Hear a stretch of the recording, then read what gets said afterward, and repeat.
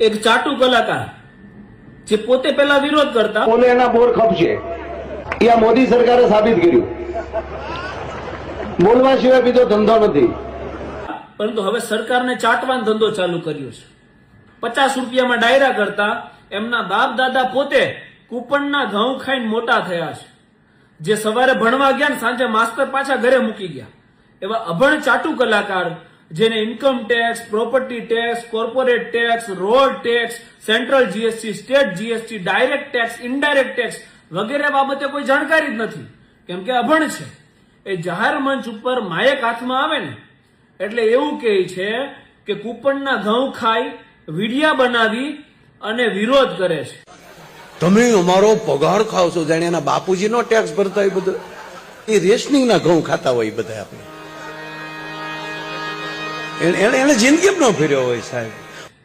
પાછા આ ચાટુ કલાકારને તમે આ ધર્મ ફંડ ફાળા નામે જે આ ડાયરાઓ થાય ને એના પેમેન્ટ બાબતે ફોન કરો ને તો શું કે ખબર, એકચ્યુઅલી કે પેમેન્ટ છે ને રોકડું કરજો ને, નહીં તો અમારે શું છે ટેક્સની પછી મગજમારી રહી ને. એવા ટેક્સ ચોરો લોકોને એવી સલાહ આપે છે કે આ કૂપનનું ખાવા વાળા ટેક્સ નથી ભરતા અને વિડિયા બનાવે છે.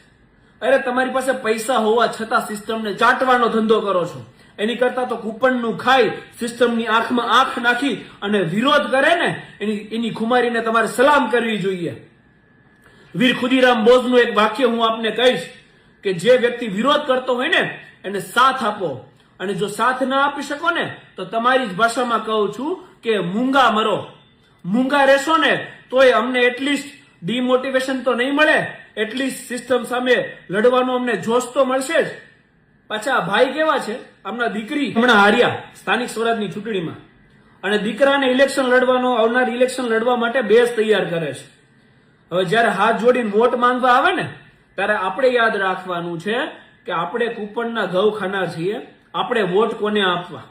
અને આમને યાદ દેવડાવવું પડશે આપણે કે જે કૂપનના ઘઉં ખાવા વાળા તમને ખંભે બેસાડીને આસમાન દેખાડે છે ને એ તમને જમીન ઉપર રહીને તારાય દેખાડી શકે. એ તાકાત આપણે દર્શાવવાની છે. અને અમને એક વસ્તુ કહેવાની છે, 2030 પછી આ જે તમારો ધંધો છે ને એ ધંધો હકેલાઈ જવાનો છે. 2030 સુધી તમારે જે કરવું હોય એ કરી લો, પછી તમને સિલેક્ટેડ ડાયરા નથી મળવાના, કારણ કે લોકો તમને ઓળખી ગયા છે. એટલે તમે જે ધર્મ ફંડ ફાળા ગાયુના નામે જે ડાયરાઓ કરી અને જે ચરી ખાવ છો ને એ ચરી ખાવ. જે વિરોધ કરવા વાળા છે ને એને સમર્થન ના આપો તો કાંઈ નહીં, પરંતુ એમને એમની સાથે લડવા દો. જય હિન્દ, જય સંવિધાન, ઇન્કલાબ જિંદાબાદ.